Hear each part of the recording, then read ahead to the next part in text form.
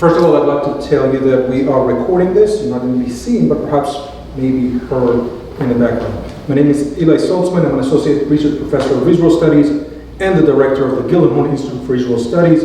I'd like to express my deepest gratitude to Avis Koyman to my left and Srusti Sureshwar, who's not here, for all their assistance and work behind the scenes.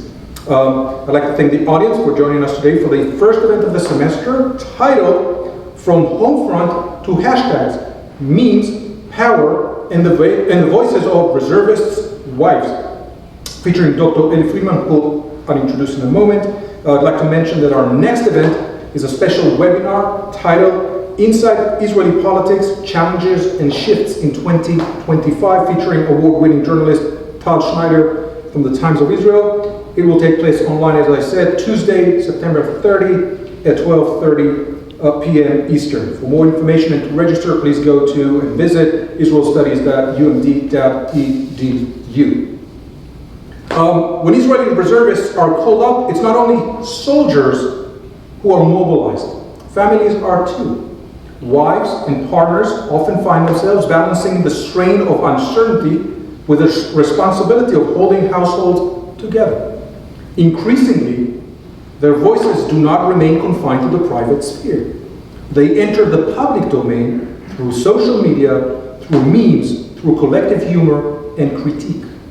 What may seem playful or fleeting online becomes a form of commentary, empowerment, and at times, resistance. I was asked a couple of times over the past few weeks why the focus on this topic, somewhat perhaps niche, given the scope and nature of the war in Gaza and the unfolding tragedy of the Gazans. No doubt there are bigger, perhaps more critical and important issues to address today. The ongoing plight of the Palestinians, excuse me, the prospects of Israeli reoccupation of the Gaza Strip. There was an Israeli attack today in Doha, in Qatar, regional questions revolving around Iran, Lebanon, the Abraham Accords, and so on and so forth. Some we will address over the semester in our various events, so please check that out. I'd like to argue, nevertheless, that part of what we do at the Gillenhorn Institute is to draw attention to the dimensions of Israel that are often unseen or overlooked given these big events, big issues. But nonetheless, they do say something original and important about that country. Something that may reflect a bigger and broader trend that is a harbinger of long-term tectonic socio-political shifts that will noticeably change Israel in the coming decades. In other words, we are not trying to steal the focus away from these tragic and important big events, but rather add another layer to the intricacy of this awful, awful situation. This evening we'll explore how memes and digital platforms amplify voices that were once considered marginal or hidden from the public's eye and ear. How humor can both mask and reveal deep anxieties, and how the figure of the reservist's wife embodies broader questions about gender, power, social order, taboos, norms, as well as belonging in Israeli politics and society today. I do not have social media presence other than my LinkedIn account, but I do understand the importance of these fields for identifying and studying the current social and political discourse that can say something very important about our human condition in this time and age, in this case, in Israel. It is a pleasure to invite Dr. Elie Friedman, who's a visiting Israel Institute professor at our program here, originally from the college, from Ashkelon College in Israel, also a teaching fellow at Bar Ilan University. He studies and researches discourse that revolves both inside Israel and outside Israel elements. Dr. Elie Friedman, please, without further ado, the floor is yours. He will speak for about 35 minutes or so, and then we'll open the floor for some Q&A. Thank you. Thanks so much, Eli.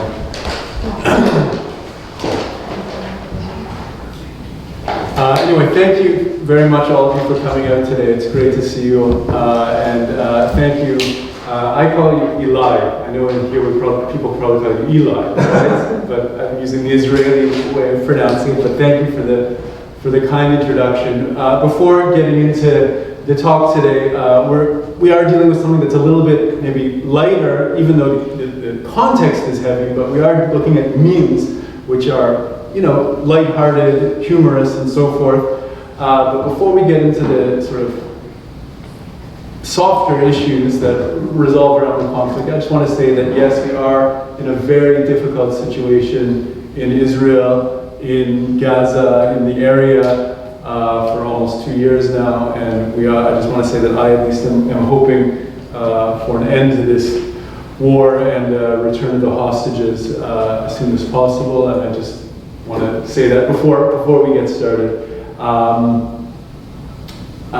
Thank you for everyone who put this together, Elie, Avis, and thank you also for just doing everything to allow me to come here for this semester. There was so much behind the scenes to make this happen. There were a lot of difficulties, a lot of question marks, a lot of logistics that needed to be taken care of. So thank you, and thank you to Lisa, who's not here, who did a ton of work to make this happen. Okay, now we've gone past all the background stuff. Let's get to the topic. So, Elie, you put together a wonderful heading for this. Can you repeat that one more time? Because it's not what it says here. It's not the one that's correct. It's wonderful copywriting. From Homefront to hashtags, memes, power, and the voices of reservists' wife. Right, wonderful alliteration.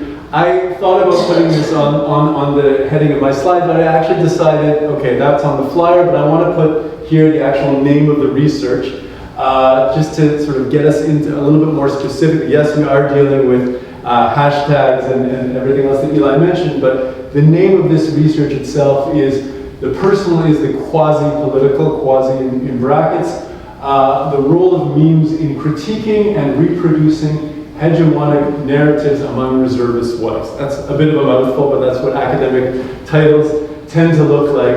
And this is a study that we're very close to publishing. We're just in the last rounds of review with two research partners of mine from Ariel University, Hila Lowenstein-Balkai and Hananel Rosenberg, which are dealing with, as you can see, memes written by the spouses of reserve soldiers. And just to sort of get us into the topic, we see here two examples from our data set. Here we have this picture of this guy that's lost in the wilderness in various ways, and it says, when I'm asked what is the expected day of his release, and it shows someone completely lost in the wilderness with no map, no indication. And here we have a meme. This is a very well-used meme background template in Israel. This is a sign that says Yisraeli sim lev im igata ad lekan ta'ita. And this is a sign, it means Israeli, right? Addressing Israelis. If you take note, if you've reached here, you're mistaken. And this is a sign, who knows where this exists? West Bank somewhere. Okay, right. This is at the entrance to Area A, right? The places that there's full Palestinian control in the West Bank, where Israelis are by law not allowed to enter for their own security. And then it says here, Higanu leyom shiv'im miluim. We've reached the 70th day of miluim, of reserve duty. So if you've reached this far, you're mistaken, right? That's what this meme is saying. So we can get just from these two illustrations an idea of what's going on, this sort of like lack of a clear idea of where we're going to, where it's ending. We'll develop that in a few minutes. I got this handy clicker, which is fun. So we have a few people who were probably born in the 21st century here, who are probably more adept at memes than us who were born in the 20th century. And I want to ask specifically those of us here, why do people create memes? Why do we do this? Why do we enjoy consuming memes?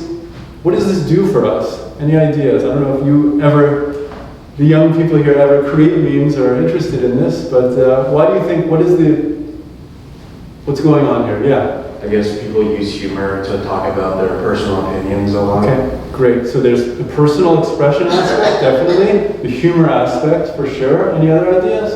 It's a method of sharing news. Okay. What's going on. So there's a political aspect as well, right? So there's humor, personal, and political. Yeah. As you mentioned with like personal, like having that personal connection that like it makes it easier to connect with another person without actually having to use a lot of words. Okay, so it's a simple way to create a connection. So there is something collective about memes, right? There's sort of what we call a collective identity formation going on in a simple way, in a humorous way, right? And you're also sort of taking part in some broad cultural knowledge, right? Because you're often using a template that is well known and adding some piece of creative text to it to make it relevant for whatever you're trying to comment on. So a few words about, sort of academic words about memes, which basically repeats what you guys have said here. But believe it or not, memes existed. The concept of a meme existed long before digital media, long before the internet. The word was originated, the term was originated by a guy named Richard Dawkins back in 1976, right? Long before the internet existed as we know it. And he thought about it as a cultural parallel to genes, what he called units of cultural transmission that replicate and evolve. So if we all have some kind of idea of what genetics is, right? DNA replicates itself, mutates, and evolves. So Dawkins thought about it as kind of like cultural DNA, right? And it evolves, it changes. So even like this podium, according to Dawkins, would be a meme, because it's a variation of podiums that exist in lecture halls all around the world, right? But the basic structure is this sort of genetic material that gets passed on, replicated, and altered. So that's the original idea of what a meme is. But since then, right, we think about it in the 21st century, or at least in the last 10 years or so, we think about it within the context of digital media. That on digital platforms, right, whether it's Facebook, Instagram, whatever it may be, we're being offered kind of a decentralized and flexible arena for identity construction, beyond memes as well, but people can use memes as a tool for group identity, which is basically what you guys were saying here, using some kind of a shared knowledge, shared language, humor, intertextuality, right, which means I'm taking some kind of a piece of cultural knowledge and changing it, replicating, mutating it, and I'm blending, this is exactly what you guys are saying, which is excellent, right? Personal expression, my own ideas, with some kind of a political stance. So there's this combination between collective, personal, political, and another term that I want to just throw out for you, which I don't think we have any communication students here, so you may not be familiar with it, is the concept of affordances, right? Affordance is a term that means the possibility for action that a medium, technology, or platform facilitates. So what does a specific technology allow me to do? What are the possibilities and constraints of television, of social media, of a newspaper, right? You all have different things I can do with them. And so memes have certain affordances, like visibility, persistence, which means it continues in various formations across many years often, connectivity between individuals, and this allows users to expand what's called their symbolic repertoire and blur the boundaries between personal expression on one hand and the idea of trying to be part of some kind of a collective. Okay? If anyone has questions while we're going, that's okay, because we have a small enough crowd that we can do that. But we'll also have a proper question period at the end. So we were trying to think about, my research partners and I, about these memes that are produced by the spouses of reserve soldiers, and trying to think about how does this exist between the kind of two research concepts of memes. So there's sort of two streams. One is looking at memes as depoliticization, meaning they're not really political, they're not really subversive, they're performance, they're using humor as escapism, they're passive, right? People passively consume them, and they sort of normalize what we call hegemonic narratives. They're not really challenging the hegemonic order, according to these researchers. On the other hand, you have another research stream which says, no, these are biting political satire, right? These are ways that people create some kind of sense of solidarity, even towards subversive text, right? And they challenge the dominant narratives. So we have these two research streams that look at memes in different ways, and we were trying to think about, within the context of the wives, specifically of reserve soldiers, what happens when meme creators must navigate between their personal experiences of frustration, difficulty, and collective expectations. Because I'll get to this in a few minutes, as the spouse of a reserve soldier, they have to be supportive, right? They have to kind of hold down the home front, right? So they're both have a sort of a desire to be critical or to express frustration, but they also have to be supportive. So what happens when this sort of doesn't fit into either of these frameworks? How do these memes work?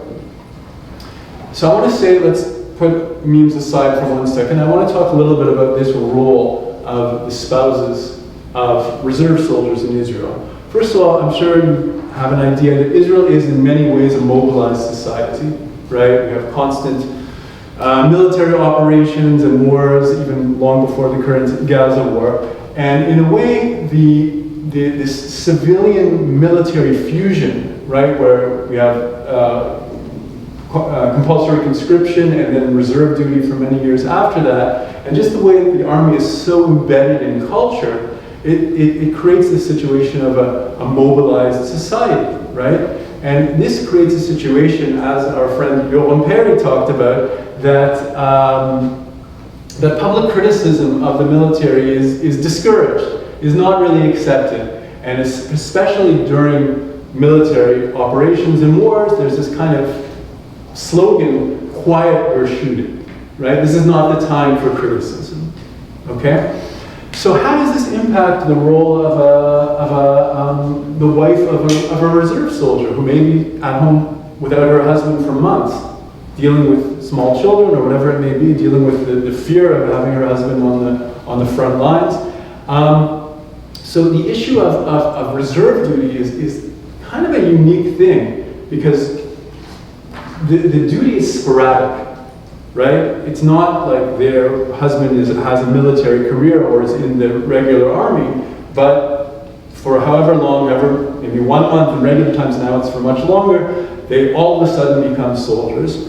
And so there is this sort of lack, research has shown that there's a lack of institutional support structures for the families of reserve soldiers, right? And this can exacerbate emotional and financial strain, because it might be for 10 months or 11 months of the year, everything's normal, and all of a sudden he has to go off and fight. So there is this kind of complex dual identity, that the family is a regular civilian family, right, expected to function as civilians, but all of a sudden they have to have this role of military families, of sacrifice and support, and so forth.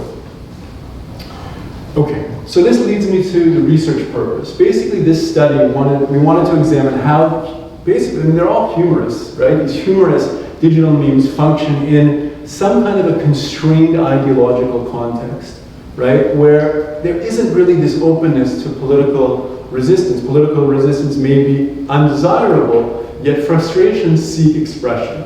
Okay, they want to express their frustrations, their difficulties. How does this work? So a few words about just the case study and the method. How did we get these memes? We used a Facebook group called the Wives of Reserve Soldiers, of Reservists, which is a Facebook group that's really for a support group, basically. Memes is only a small part of the group. It's mainly textual. And interestingly, the slogan of the support group is Lo yesh otach, lach yesh et kulanu. He has you for support. You have all of us. So it really, it sort of says you, the wife, have to be supportive of him, and you can turn to us for support, right? So there's a certain gendered kind of structure here. We collected data for the first year of the war, so we haven't done a follow-up of the second year, but I imagine things might be a little bit different during the second year. We found a total of 326 memes, of which we found that we specified our research on 123 that were classified as having some critical element. And in our analysis, I'm not sure if these terms are familiar to you, but we use kind of a combination of thematic analysis, which looks for common themes among the memes and tries to code memes according to certain themes, and critical discourse analysis, where we sort of try to look at what are the ways that memes can challenge the existing power structures, okay, power relations. This is kind of a summary of our findings. We really divided into 4 different spheres, okay? Based on what is the level or who is the criticism being aimed at. So the most, sort of the closest level is critique of the spouse, right? Some kind of anger or frustration being aimed at the husband himself. The second is a critique of the immediate social circle. Friends, acquaintances, teachers of my children, whoever it may be. The third is institutional critique, which basically means the military and government. We'll see how that works in a second. And the last sphere is, we call it critique of social expectations, which is more of a critique of societal norms, often based on gender to some extent. And I'll explain to you how each of these work in the next few minutes. So just to break it down numbers-wise, we did what's called just basic descriptive statistics in terms of breaking down the means. And you'll notice that the largest amount were the means that were of the immediate social circle and institutional critique, right? The spouse was only 17 of them, and the social expectations was only 8. Of course, there is some overlap sometimes, but we had a way of like deciding which category each meme was a part of. Okay. How am I doing on time? Doing good. Okay. So let's briefly look. Question? Yeah. Yeah. How did the Facebook group exist prior to the study, or was it set up for the study? No, it existed for the study, and we approached the administrators to ask. We have to get what's called ethical permission to have access to those memes and to do the research. Of course, the identities of the writers are not exposed in the research, but no, it existed on its own as a support group. And actually, my partner Elie found out about it, and it just seemed like an interesting kind of social phenomenon to take a look at. Anyone else? Okay, so the most sort of close critique is the critique of spouse, right? These are critiques that are neglect of responsibility, how the emotional and logistical burden falls on the wives. There's also this way that they contrast between sort of the pleasures, the idea that the husbands who are off on the front are having a party or having a great time, and they're suffering, the wives are at home with the kids.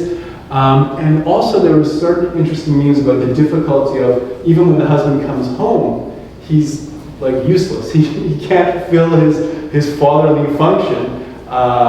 For example, here we have a meme, and this is a well-known meme from a popular Israeli TV show from a number of years ago, that I'll just translate. My man says, "Can you help me putting the kids to sleep? I don't know how to, I can't do it on my own." Okay, like he's forgotten how to put his kids to sleep. And then the meme template is I answer, I don't understand the syntax of that sentence, right? So there's this sort of jab at my husband who's forgotten how to put the kids to sleep. And this is a simple one, just says the front is soldiers eating pizza and having barbecues, having a good time. And this is the home front of the mother going crazy with the kids, right? So these kinds of critiques, these little jabs at the spouses. Interestingly, I'll just say in brackets that it's very much defined as the wives of the reserve soldiers. It's not necessarily just partners, right? So even I presented this in Israel, and some of them go, what about gay couples? Where do they fit in? Guys said, if my husband is out of reserves, I wouldn't be able to fit into this group, right? So there's certain very specific kind of hegemonic assumptions about the gender roles in this group as well. The second sphere is the critique of immediate social circles. This is basically taking jabs at friends, at relatives, at acquaintances, and a lot of it is a critique at superficial concern instead of actually offering meaningful help, right? And in a way, this is kind of like an indirect challenge to a value system that expects the reserve soldiers to bear this full domestic burden. Like, society doesn't understand it. They're just as if providing you with some kind of concern or whatever. And we thought of this as a sublimation of critique of broader social norms. Like, it's not acceptable for me to really be critical of what's going on, so I'll just take a jab at my friend or the teacher or whoever it may be. And in a way, we saw this as contributing to some kind of a silencing of deeper criticism. So if I can just point out a couple of examples here. We have, when they say to me, I understand you, my husband also comes home late and doesn't help with the kids, right? Like as if there's some kind of identification here. And then the meme template is, what am I, a downgraded version of you, right? So it's obviously this sort of fake kind of support. And this is a funny one. People say, what's wrong, are you down? And I say, my husband is in Rafah and all that. And then the people say, that's rough, buddy. Anyway, like, I don't really care, don't bother me with your problems. There's just this sort of fake element of support being presented. So that's the critique of the immediate social circle. And then we get institutional critique, right? So this is critique of government institutions, of the military, and a lot of it has to do with this kind of like Kafkaesque reality. Like I'm stuck in this reality, I don't know when it's going to end, broken promises, lack of information, living in this kind of suspended reality. However, we notice something interesting about these critiques. They never point out, I'm angry at Netanyahu, or I'm angry at the army, It's very much like I'm critical, I'm frustrated with the situation. So it's criticism of a reality rather than decision makers. And this is what we call, in communication research, naturalization. It turns a situation, which is the result of decisions being made by people, into just the situation or the reality, right? So it basically naturalizes endless war as inevitable and endless service as inevitable. And if we look at a couple of examples, here we have Lion King, right? Simba and what's the father's name? I forget. Mustafa. Mufasa, right? Mufasa talking to Simba, and he's saying, do you see the third round there in the horizon, the third round of service? Soon, all of this fear, anxiety will be yours, right? So if you think about it, there's something very naturalizing about it. It's like, this is the way it is, this is the way it's going to be, right? Or here, when the second round, when he serves more days in the second round than he did in the first round, and then she says, God, you're doing a stinking maneuver to me. So she's got like God above, right? She's looking up. So it's like, it's not like Netanyahu, or it's not the government, or it's not the military. It's it's the reality. And even here we have from the very popular show, Cash, how's it in English? I forget, it's on Netflix, right? So it's in English as well. Is there an expectation of release? Of course there is, definitely, but there isn't, right? So all these memes are just like a situation that's unclear, but there isn't a clear target for them. Okay, I'll finish in about 5 minutes, okay? Okay? All right. The last sphere is a sphere that's looking at the broader social expectations. And often this is looking at gendered expectations and norms, and looking at how society admires and adulates the reservist husband versus some kind of a lack of recognition of the wife's sacrifice. And there has been what we call a key word in Israel, since there was even an edition that came out of the new language since October 7th, a list of keywords, and one of them was lioness, right? Livia in Hebrew. And it became this almost cliched thing that you say to these women who are, basically surviving and managing the whole family on their own without their husbands. You're a lioness. And there's a lot of memes that rejected this, that saw this lioness label as empty rhetoric that romanticizes their role as the lioness taking care of the cubs while really ignoring hardships. And we saw these memes as sort of destabilizing to some extent the gendered expectations, but without really calling for a radical change. So for example, here we have this Spider-Man, almost like Jesus-like pose. When we leave the house with carefully, he's a hero, like that all society has to take care of, not to interrupt his majesty. And this one, when they say you're a lioness, you're a champion, you're a hero, you are a queen, and then I answer, can I take off this crown? My head is hurting, right? So it's very much rejecting these kinds of cliche superlatives that are, there is some gender work being done here, which we found quite interesting. Okay, let's summarize. So what do we see among these sort of four spheres? I mentioned earlier that there's the memes as political subversion and memes as depoliticization. We're somewhere in the middle. We call it memes as quasi-political critique, right? On one end, we have personal expression through humor. They're all humorous and a lot of satire. There's a kind of a negotiation of norms and values. It's not radical. It exists in this very kind of mobilized, supportive framework, but there's a negotiation of norms and values. There's an indirect critique in a mobilized environment, and there is an expression of frustration without necessarily really calling into question the hegemonic order. Okay? So what we have here is a focus on both the personal and the social, right? They're aiming at the spouse, they're aiming at their close social environment, they're aiming at the bureaucratic problems that the government and the military has posed. But it doesn't quite reach real political critique, right? And in a way, this harkens back to the concept of the emotional privatization of public critique, which is a term that basically means when I have a criticism of society, I aim it at a more convenient, often more personal target. And in a way, this is the result, on one hand, of the affordance of memes, right? The fact that they can be critical, but they have to enforce solidarity, right? The writers of these memes couldn't necessarily feel that they were being too critical, because they have to do something that's going to be accepted in the group where it's expected to be supported. And there has to be humor, there has to be some kind of replicability. But in a way, this leads to memes being kind of a silencing device, right? A lot of the researchers of critical discourse analysis, like Toon Van Dyke, talked about how sometimes critical texts, like the ones we saw here, actually reproduce the structures of control. So they're expressing frustration, but they're basically accepting this order and this sort of endless service without really necessarily fighting it in a more radical way.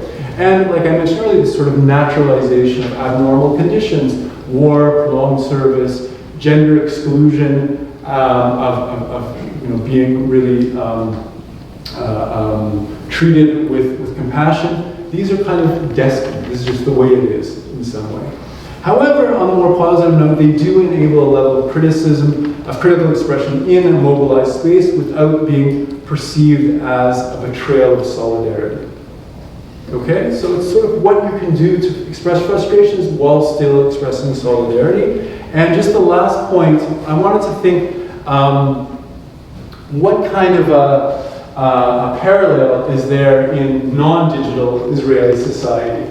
And a number of years ago, Tamar Katriel, who's one of the sort of prominent communication and discourse scholars in Israel, came up with this idea of griping parties. The Israelis among us will know what I'm talking about, that particularly like Shabbat dinner is a griping party, right? Where we get together and it's a ritualized kind of communication where we're complaining about the situation, the economy, the government, whatever it may be. But it's not a radical kind of, let's go fight the power. It serves a social function of communal participation, commitment to some kind of collective, and in a way acceptance of these situations as part of our common fate. And Katriel talks about how these griping parties are in a way an antithesis to social action. They don't cause us to, overthrow this situation, but it's sort of a social ritual that we take part in. And it's a way to create solidarity while also venting grievances at convenient targets. And this is kind of what's going on in the memes as well. It's just on a digital platform rather than around the Shabbat dinner table. Okay. Thank you very much for listening. I appreciate your patience, and I'd be happy to take any questions. Because it's over or because it was good? Questions and answers? Q&A. I'll start with one. Yeah. Or a couple, if that's okay. Of course. So again, my pitch was, this is important because it may say something important about trends that may or may not manifest themselves in the long term. For example, the kind of the taboo of military reserve. What does it say? If in this case the spouses, the partners, the wives mostly, if they kind of see that in a more critical, negative way, what does it say about other circles long term? Is this institution done and done over with? And the second point, or the second question is, there's no reference to the Palestinians. Right. Right? There's no critique of the war itself, or how it's waged, how it's executed on the ground. So, is there it's political to some extent, but in a very limited way, perhaps. Yeah. But why don't they feel that they can go all the way? They still feel obliged and confined by these norms or the kind of the expectations, perhaps. Yeah. Right? Yeah. No, very, very, very on point. Those comments. This study was during the first year of the war, where there was a very high level of support, at least in the first 6 months, let's say. And I would say that the role of the spouses of reserve soldiers within Israeli society, at least during that period, was very much, I'm here to be supportive.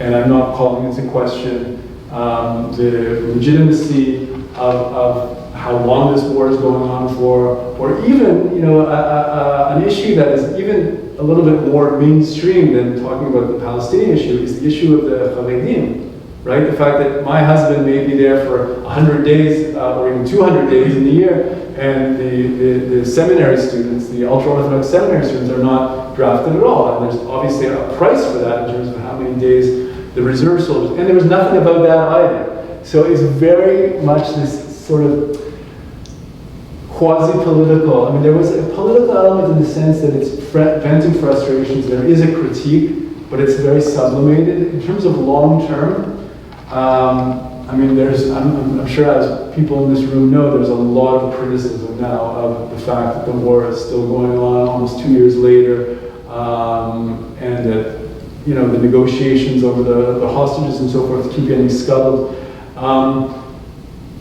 It's possible that now the wives or the spouses of reserve soldiers are more active in this, but during the time it was what you see, it was very much without a political target. And we are going to probably do a follow-up study the second, Right, because second half. the classical avenue for future research is to kind of compare the two. Right. Right, at the beginning of the war, hopefully the end of the war, soon. Yeah. Then you see whether it escalates or not. It stays the same, but the themes remain the same. Yeah, so we're going to probably do a follow-up. And yes, there was no mention of the Palestinians. It's just it's not on the agenda. It's been kind of marginalized. Again, these are women, it seems to be completely women who are very much feel they have to be in this supportive role and accepting this narrative. Yeah, Annette.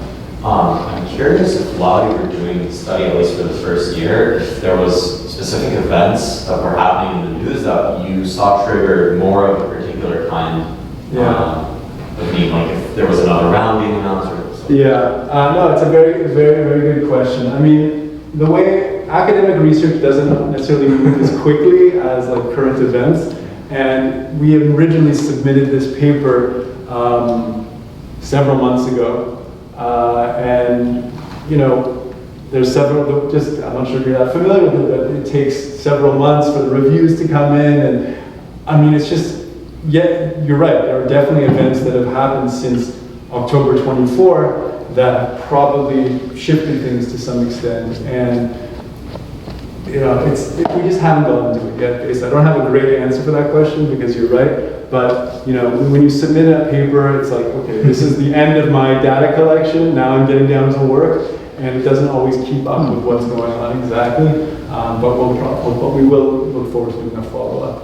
Should I? Yeah, sure. Just to follow up on his question, are there moments where there's specific political changes in the political discourse where you notice that affecting the memes in a direct way, or do the memes, especially because a lot of it is kind of this venting frustration towards the closer social circle, does it almost seem to hover, not above or detached from the political, but how do those interact?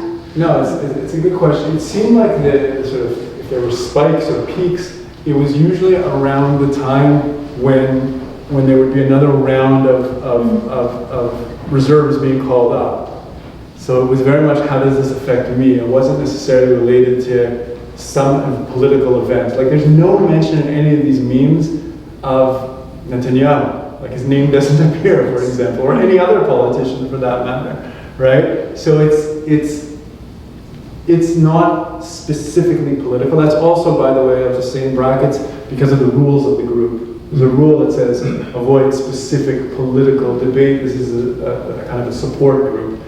But so this is, a constraining factor on some level. But I will say the administrators said that not once did they prevent a meme from being. They did sometimes have to prevent textual posts from being published, but not a meme. So I don't know if it was even like. So nobody violated the rules? Nobody violated the memes. Nobody violated it. Yeah, I think they were part of this as, to some level as support. It's support. That's the kind of the main thing. But there are these sort of roots of frustration in a very sublimated kind of way. Wonderful paper, I enjoyed it very Thanks. much. It's very, very rude to ask somebody about the paper they didn't write, but I have a question for you about the paper you didn't write. Future direction. Absolutely. I'm very old, so I don't exactly know how Instagram works, but I know that in Facebook there are public groups, private groups, and secret groups. Right. Do you have access to, or could you ever do comparative work where you looked at groups that have a more like insider feel to them? Are there secret Well, groups? this is a private group. Okay. Yeah, not everyone can. You have to, Okay. approach the administrator and get approval to get in. I don't exactly remember right now what they actually check, but not, it's for specific people. And it's not, and that's part of the supportive aspect of it, right? If it was to be open to the public, it may get a little crazier, you know what I mean? So we could compare it to, just to follow up on your question, maybe to memes that are on the same topic that are not specifically in this group, that are more just in the public forum, which could be an interesting direction. Yeah. I have another question. Oh, and Shira, you want to go ahead? So, did you look into the who created the memes in terms of the demographics, the background? No. Then I just looked at it as kind of a data set. Okay, I got you. It seemed to be a lot of women with small children. I mean, that seemed to be kind of the, maybe in their late 20s, 30s kind of thing. But you were unable, couldn't reach the, religious. It wasn't part of Martin the Luther King and so on and so No, forth. I know you're getting at. Yeah, Try to see. That would be it would be a different study. That would be more. Yeah, sociology. Yeah, Absolutely. I hear it. Shira? So I'm going to throw observations just to hear what you think. So, I mean, you have this really striking example of the women when they were complaining about the spouse, the husband comes back and he can't put the kids to bed. Yeah. And I mean, I can kind of imagine him in this very, bifurcated reality, and it also sounds a lot like a trauma response. And yet they're also putting out these memes imagining that the husbands are just out there, having the times of their life, on barbecues and whatnot. And I'm just curious what you think about that. No, it's a really interesting comment because there are a lot of, sadly, really sadly, there are instances of reserve soldiers committing suicide. Mm-hmm. A lot of PTSD, post-traumatic stress syndrome. And it's obviously not a party, right? Maybe they have the odd time they go for like what they call after, which is like they send them to a hotel for a few days or something like this. But I think that it's I don't think that the spouses really think their husbands are out there having a great time. Right. I think it's a coping mechanism in a way to say, I'm really struggling here with these 3 little kids and financial burdens and whatever it may be. And there's maybe an image of what reserve duty usually is before October 7th that may have some of that aspect of going off, having a good time with my buddies, break from the family, but I think it's more of like humor is a big coping mechanism here, right? So I'm sure they know that their husbands are having a really difficult time, and even the fact that that meme I showed about he doesn't know how to put the kids to sleep. I don't think that's her saying, I understand you've had a traumatic experience and therefore you're not able to father anymore. It's, come on, help me, you're finally home, what's going on, So there's more of a venting of frustration and humor as well, rather than, again, memes are humorous, so I don't think they're going to be, in the textual stuff, which we're going to also look at in the follow-up, there's more serious stuff. But memes, the affordance of the meme is that it has to be something humorous. So I don't think they're going to be writing things about, psychological issues and these kinds of things that the husbands may be going And in a way, it kind of lightens up the conversation, right? Humor, it's not as profound, it's not as heavy, right? And you can squeeze some criticism, kind of backdoor channels. I mean, there's a lot of frustration, but it's all done in this sort of humorous way. Max again. Sorry, me again. The vast proportion of what you showed us, according to your statistics, is diffusing tension and diffusing the capacity to critique. Do you think that's a product of how the group was formed, or do you think that's something bigger? What I'm thinking about is the quiet shooting. Yeah. What creates a shift from a need to diffuse critique to a space in which critique might be permitted in greater proportion? Well, I think that again, the group here are people. I mean, Israeli society in general is very mobilized. Quiet war shooting, particularly in this first year after October 7th. I think that what is now, we're definitely seeing this in the public sphere, in the protest movement, there's definitely a sense of the politicization of the war, the sense that it's no longer really a defensive war, that it's serving ulterior interests of possibly settling Gaza, possibly in terms of settling with Israeli settlements, expulsion of Palestinians, also the issue of the unequal burden of service with the ultra-Orthodox. And the fact that it's been dragging on for so long, and now with this plan to conquer Gaza City, where the army is expecting a lot of Israeli casualties as well as Palestinian, I think that you see what's going on in the streets now in Israel.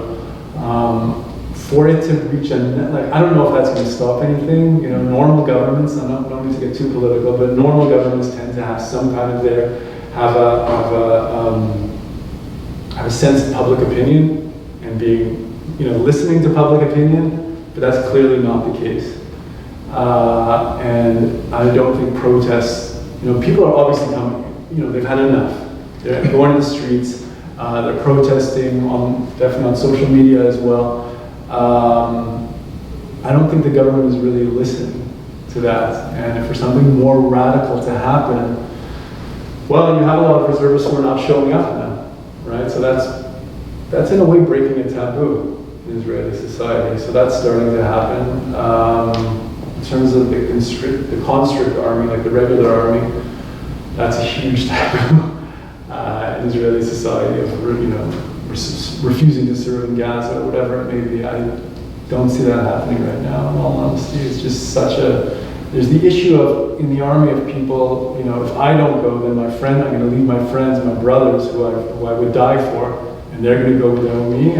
That's a really strong ethos. But those who are not serving are taken to the streets. There was some attempts at general strikes. I don't think it was very effective, in all honesty. But we'll see. We'll see what happens. Yeah.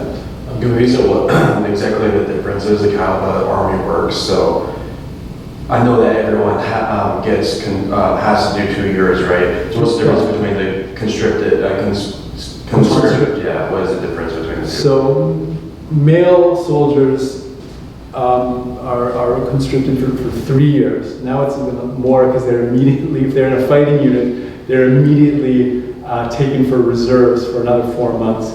But the way it's generally worked for years is that male soldiers, male young men who are 18 years old go in for 3 years, women for about 2 years. It sometimes changes by a couple of months here or there. And then after that, usually until about the age of 45, definitely men who are in combat units, and a lot of women also, are in reserve duty, which is in regular times is about a month a year, or up to a month a year. And they're not always like in combat, those are kind of more in support roles.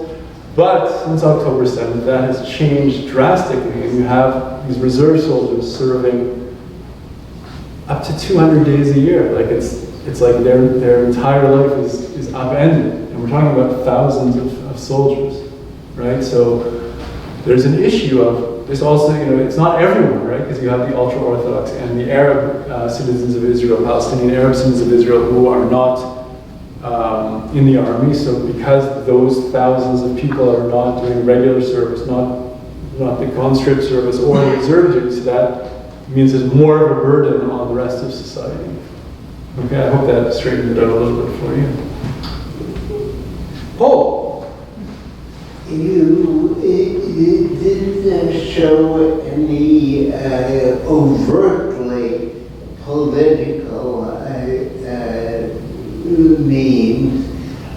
Were they there, or were you selecting, or isn't that accepted to show memes that are downright political? And it was fascinating. It really gives a sense of life in Israel now. So there were no overt political memes. The most political ones I can think of are probably, like this is maybe like the strongest political statement about that it's destined that you, the young one, will inherit the third round, right? There's something a little bit political there, but it's not overt. Or maybe the one I showed right at the beginning, like if you've reached 70 days, this is way back when 70 days seemed like a lot, then that if you've reached here, you're mistaken. So there's something, that's as far as the political statement gets. Like, there's nothing more like, Bibi, you're killing my husband or something. There's nothing like that, right? It's very sublimated and supportive in a way. Yeah, but I would argue, just to push back, or perhaps kind of to connect back to one of the questions that was posed earlier, it's the first year, the first period, right? So it escalates both in Gaza, it escalates both at home, and more and more people are there, 900 soldiers dead, Palestinians. So the tragedy, or perhaps the catastrophe, kind of escalates, and perhaps now the fear of being political is no longer there, and then you'll feel more liberty, perhaps, to kind of articulate something that is much more pronounced, much more vocal in that regard. Like the harnesses, or perhaps the limitations were lifted at this point. So I'm going to have to give a follow-up. That's what I'm saying. With part B, the second year of the war. And one more technical question: were there other groups that you're aware of that did something similar, perhaps, or that can be kind of compared at the same time? I'm sure there are WhatsApp groups, but this is the only Facebook group that's specifically for the wives of reserve soldiers that I was aware of. So I don't have really anything to compare it to. Did you mention how many members? How many members of the group? Yeah. I have it in my paper, but I don't remember it offhand. It's pretty substantial. There were a few thousand. Okay. But I honestly don't remember offhand. I was asking exactly the same. Okay. More questions? Other questions? Please join me in thanking Dr. Elie Friedman for his wonderful, wonderful talk. Dan, if you want to start cutting off in 10 seconds, if you want more of this kind of stuff, you can come to my class. Oh, absolutely. Plug it in. Plug it in. Yeah, War and Peace Discourse in Israel, Monday and Wednesday afternoons at 3:30. Sorry, I cut you off. No, absolutely not. Thank you so much for coming. There's more cookies.